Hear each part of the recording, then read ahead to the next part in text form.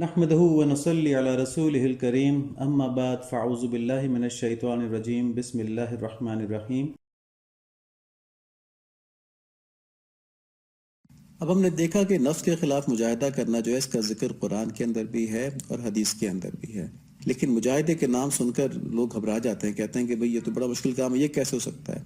تو یہ سمجھنے کی بات ہے کہ یہ صرف شروع میں مشکل لگتا ہے۔ جب نفس مطمئنہ حاصل ہو جاتا ہے تو نفس کو شریعت پر چلنے میں ایک لطف آتا ہے، ایسے نفس کو نماز میں مزہ آتا ہے، اس کو روزہ رکھنے میں مزہ آتا ہے، اس کو اللہ تعالیٰ کی ہر بات ماننے میں مزہ آتا ہے، اس کو گناہوں سے نفرت ہو جاتی ہے۔ اسی کو کہتے ہیں کہ نفس کے لیے شریعت کے اوپر چلنا جو ہے طبیعت ثانیہ بن گیا، سیکنڈ نیچر بن گیا، اس کے لیے مسئلہ ہی کوئی نہیں ہے۔ نفس مطمئنہ جب مل جائے تو پھر شریعت پہ چلنا کوئی مسئلہ نہیں، وہ عام زندگی کی طرح ہو جاتا ہے، بلکہ اس سے ہٹنا ایک مسئلہ ہو جاتا ہے۔ تو اسی کو کہتے ہیں کہ دین پر آٹومیٹکلی چلنا، دین پر چلنا آسان ہو جانا۔ اب دیکھیں، یہ ہر انسان اپنے اندر مراقبہ کر سکتا ہے، اپنے اندر انٹروسپیکشن کر سکتا ہے کہ جب تک نفس امارہ کی حالت ہے اس وقت تک تو لگتا ہے کہ شریعت پر چلنا بہت ہی مشکل ہے۔ کہتے ہیں ساری باتیں کہاں تک دیکھیں، یہ چھوڑ دو، وہ چھوڑ دو، یہ کرو، وہ نہ کرو، یہ کیسے ممکن ہے نا؟ مطلب یہ کم سے کم ہمارے جیسے لوگوں کے بس کی بات تو نہیں ہے، بس تھوڑا بہت جتنا ہوتا ہے اتنا کر لو، باقی اللہ تعالیٰ معاف فرمانے والے ہیں۔ لیکن اللہ تعالیٰ معاف تو فرمانے والے ہیں، اللہ تعالیٰ یہ بھی تو کہہ رہے ہیں پورے پورے داخل ہو جاؤ، اس بات کا کیا جواب ہوگا اللہ تعالیٰ کے جا کے ہمارے پاس؟ تو پھر اس ساری صورتحال میں یہ دیکھنا ضروری ہے کہ ہم جانیں کہ کیا یہ واقعی بہت مشکل ہے؟ تو ہم دیکھیں گے کہ یہ مشکل بالکل بھی نہیں ہے، صرف اپنے نفس کی حالت کو تبدیل کرنے کی بات ہے، یعنی نفس امارہ سے نفس مطمئنہ پر آ جائیں تو دین بڑا آسان ہے، دین پر چلنا بڑا آسان ہے۔ اور نفس امارہ کو نفس مطمئنہ بنانا بھی آسان ہو جاتا ہے اگر ہم کسی شیخ کامل، کسی اہل اللہ کی برکت کو حاصل کر لیں تو یہ سفر آسان ہو جاتا ہے، ورنہ آدمی اپنی زندگی اس ٹرانزیشن میں گزار دیتا ہے اور کچھ حاصل نہیں کر پاتا۔ اللہ تعالیٰ نے دروازے بنائے نا، دینے کے اسباب بنائے ہیں، تو جب سبب اختیار نہیں کرے گا تو کہاں سے مل جائے گا؟ ہم نوکری نہ کریں کہ اللہ تعالیٰ رزاق ہے تو نوکری کہاں سے مل جائے گی؟ مطلب پیسہ کہاں سے آئے گا، رزق کہاں سے آئے گا؟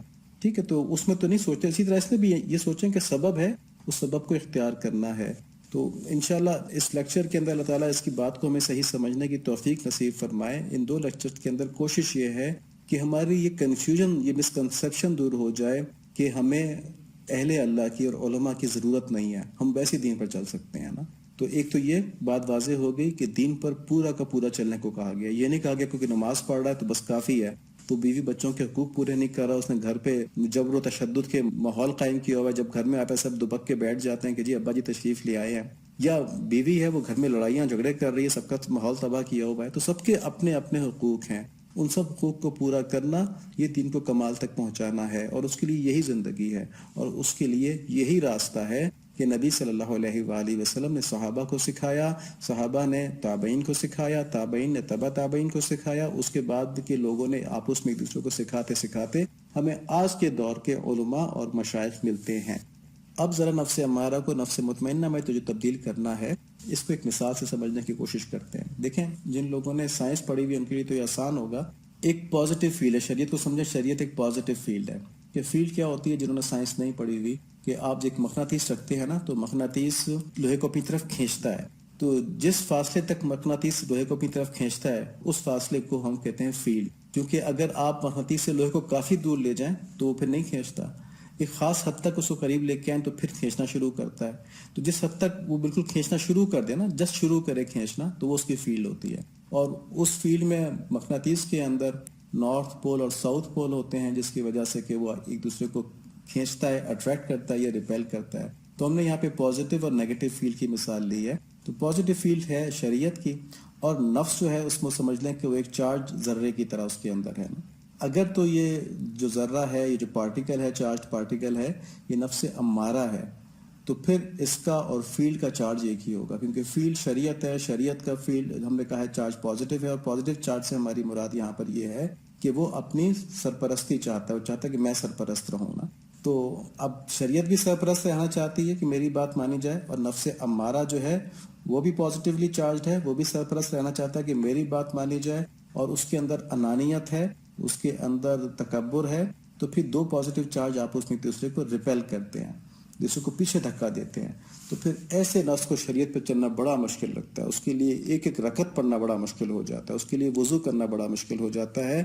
اور انتہائی عبرت کی بات ہے، اللہ تعالیٰ ہم سب مسلمانوں کو اپنے محض فضل و کرم سے ہدایت نصیب فرما دیں۔ میں نے پرسوں ایک جنازہ اٹینڈ کیا ہے، اور اس میں نماز اندر ہو رہی تھی، اور لوگ باہر کھڑے ہوئے تھے جنازے کے پاس. مطلب جنازہ ایک ایسی چیز ہے کہ جہاں پہ تو عبرت ویسے ہی مل جاتی ہے نا. تو اس وقت بھی، اور دیکھیں جو نماز جنازہ پڑھنے کے لیے کھڑا ہوا اس کا وضو تو بہرحال ہے نا. تو جب وضو ہے تو مسجد جا کے 4 فرض پڑھنے میں ظہر کی نماز تھی، کتنا ٹائم لگنا تھا. تو یہ وہ نفس ہے، یہ وہ ریپلشن ہے شریعت کی کہ نفس کہتا ہے کہ نہیں، میں نے نہیں ماننی بات. اس کے لیے بڑا مشکل ہو جاتا ہے اس 4 رکعت فرض پڑھنے کو، جبکہ پوری تیاری اس کی ہوتی ہے. اس کو اور کس طرح ایکسپلین کر سکتے ہیں؟ بس یہی وہ کیفیت ہے نا کہ آدمی دین پر نہیں چل پاتا. اللہ تعالیٰ ہم کو اسے محفوظ فرمائے. اچھا، اب جب یہ نفس امارہ سے نفس مطمئنہ بن جاتا ہے تو اس میں عبدیت آ جاتی ہے، اس میں رضا بالقضاء آ جاتی ہے، یعنی اللہ تعالیٰ کی ہر بات پہ راضی ہو جاتا ہے، اس میں عاجزی آ جاتی ہے. تو ہم کہتے ہیں کہ یہ نیگیٹیولی چارجڈ ہے. تو اب جو شریعت کی فیلڈ ہے وہ پازیٹیولی چارجڈ ہے، وہ اپنی سرپرستی چاہتی ہے. اور جو نفس مطمئنہ ہے وہ نیگیٹیولی چارجڈ ہے، وہ عاجزی چاہتا ہے، وہ چاہتا ہے مجھے بتایا جائے اور میں اس پہ عمل کروں.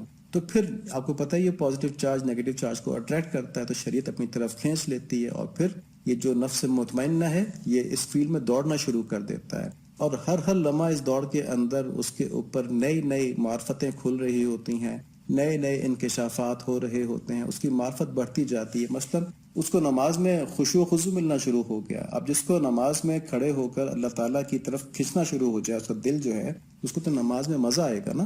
دیکھیں نماز ہم سب بھی پڑھتے ہیں. مجدد الافسانی رحمۃ اللہ علیہ فرماتے ہیں کہ خانہ کعبہ کے اوپر جو تجلی مسجودیت ہے یہ اللہ تعالیٰ کی خاص تجلی ہے، اور یہ تمام تجلیات سے افضل ہے.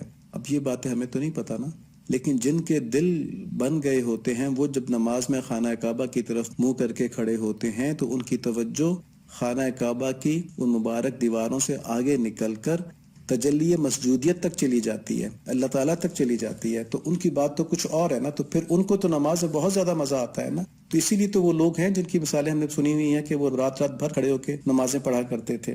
ٹھیک ہے، تو پھر وہ دوڑنا شروع کر دیتا نفس مطمئنہ، اور اس کی معرفت بھی بڑھتی جاتی ہے، اس کی رفتار بھی بڑھتی جاتی ہے، اور یہ سلسلہ کبھی ختم نہیں ہوتا، اس لیے کہ اللہ تعالیٰ کے قرب کی منازل انفائنائٹ ہیں، وہ اس پہ چلتا رہتا ہے. تو اس مثال کے بعد یہ سمجھ میں آیا کہ جو بھی محنت اور کلفت شریعت میں چلنے کے لیے برداشت کرنی ہے وہ نفس مطمئنہ کو بنانے تک ہی برداشت کرنی ہے. جب نفس مطمئنہ بن جائے گا تو پھر اس کے بعد کوئی مشکل نہیں ہے. اور ابلیس نے ہمیں یہ شروع کی محنت دکھا کر ڈرا دیا ہے اور ہمیں آخر کے مدوں سے غافل کر دیا ہے، جبکہ شیخ کامل جو ہوتا ہے وہ آخر کے منازل اور آخر کے مناظر دکھا کر، نقشے بتا کر اور ذکر وغیرہ کی ترغیب دے کے شروع کی مشقت کو برداشت کرنے کا حوصلہ پیدا کرتا ہے. ڈراتا نہیں ہے نا، اسے حوصلہ پیدا کرتا ہے. اب یہاں پہ کوئی یہ سوال کر سکتا ہے کہ بھئی یہ کیسے ممکن ہے کہ نفس مطمئنہ حاصل کرنے کے بعد مشقت ہی ختم ہو جائے؟ تو کیا یہ جو بڑے بڑے اولیاء کرام مشقت نہیں کرتے؟ تو اس کا جواب یہ ہے کہ مشقت ختم نہیں ہوتی بلکہ کلفت ختم ہو جاتی ہے، تکلیف ختم ہو جاتی ہے. شریعت پر عمل کرنے میں جو تکلیف ہو رہی ہوتی ہے نا وہ ختم ہو جاتی ہے. مشقت آدمی کرتا ہے مگر محبت سے کرتا ہے. جیسے اسکواش کھیلتے ہیں، اسکواش کھیلنے میں کتنی مشقت ہوتی ہے، ٹھیک ہے، پسینہ بہہ رہا ہوتا ہے، سانس پھولا ہوا ہوتا ہے، لیکن آدمی دوڑ کے پھر بھی بال اٹھانے کی کوشش کر رہا ہوتا ہے. تو کیا وہ مشقت ناپسندیدہ ہوتی ہے؟ اس کو بڑی خوشی سے کر رہے ہوتے ہیں، پوری جان مار کے کر رہے ہوتے ہیں جس ٹائم نہ بن رہا ہے. تو اسی طرح پھر یہ لوگ بھی اس مشقت کو بڑے شوق سے کر رہے ہوتے ہیں. ان کے لیے یہ ایک اسپورٹس کی طرح ہوتا ہے. اسپورٹس تو بہت چھوٹی چیز ہے نا، کہ میں اسی مثال کے طور پہ کہہ رہا ہوں کہ ان کے لیے اسپورٹس کی طرح ہوتا ہے، اور شریعت کی پابندیاں ان کی دل پسند ہو جاتی ہیں. یہ کہتے ہیں ہمیں کچھ اور بتایا جائے، ہم اس پہ عمل کریں تاکہ اللہ تعالیٰ کے اور قریب ہو جائیں، اور اس لحاظ سے شریعت ان کی محبوب ہو جاتی ہے. تو اب ہم نے دیکھا کہ تصوف کے جو مقاصد ہیں، قلب کا تزکیہ اور نفس کا تزکیہ، یہ تو قرآن و حدیث سے ثابت ہیں. تصوف کے جو ذرائع ہیں، صحبت، ذکر اذکار جنہیں فائلات کہا جاتا ہے، اور مجاہدات، یہ بھی قرآن اور حدیث سے ثابت ہیں. اس کی اور بہت سی تفصیل دی جا سکتی ہے کہ یہ کس طرح ضروری ہیں. نبی صلی اللہ علیہ وآلہ وسلم کے دور میں ان کی کیا شکلیں موجود تھیں، وہ تفصیلات دی جا سکتی ہیں. اگر کسی کو سوال ہو تو اس سے پوچھ لے. لیکن لیکچرز کے اندر کیونکہ ہم نے کنٹینیوٹی میں خاص ٹاپک کو لے کے چلنا ہوتا ہے، اس لیے ہم ڈائگریس نہیں کرتے، یہیں تک اس بات کو ختم کرتے ہیں. انشاءاللہ اگلے لیکچر میں ہم اس بات کا جواب دینے کی کوشش کریں گے کہ جب تصوف کے مقاصد اور ذرائع، یعنی کہ تزکیہ قلب اور تزکیہ نفس اور اس کو کرنے کے طریقے قرآن اور حدیث سے ثابت ہیں اور تاریخ میں موجود ہیں، اسلام کی تاریخ میں، تو پھر اس سے غفلت کیوں کر ہوتی ہے، اس سے آدمی کیوں کر غافل رہتا ہے اور زندگی ایسے ہی گزار دیتا ہے.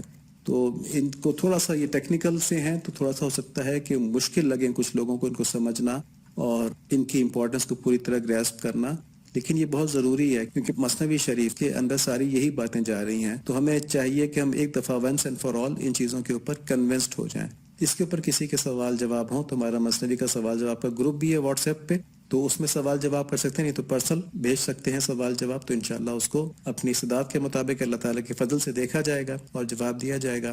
اللہ کریم ہمیں سمجھ نصیب فرمائیں، ہمیں اپنی محبت نصیب فرمائیں، اور جتنے بھی ہدایت کے ذرائع ہیں ان کی قدر نصیب فرمائیں، ان کے پیچھے چلنا نصیب فرمائیں، ان کا پورا پورا فائدہ اٹھانا نصیب فرمائیں، اور ہمارے قلب کو اپنی طرف موڑ لیں اور ہماری ان کوششوں کو قبول کر لیں، ہمارے کہنے کو بھی اور ہمارے سننے کو بھی، ان کو ہمارے عمل میں لے کے آ جائیں۔ صرف اللہ تعالیٰ کی ذات مبارکہ ہی ہے جو ہم کو قبول کر سکتی ہے، جو ہم کو بدل سکتی ہے، جو ہم کو جنت میں ڈال سکتی ہے دوزخ سے بچا کے، جو ہمارے دل سے دنیا کی محبت نکال کے اپنی محبت بسا سکتی ہے۔ تو ہم اللہ تعالیٰ ہی سے مانگتے ہیں کہ اہدنا الصراط المستقیم صراط الذین انعمت علیہم غیر المغضوب علیہم ولا الضالین آمین بحرمت النبی الکریم اللہم صلی علی سیدنا مولانا محمد النبی الامی وعلی آلہ وصحبہ وبارک وسلم تسلیما کثیرا کثیرا۔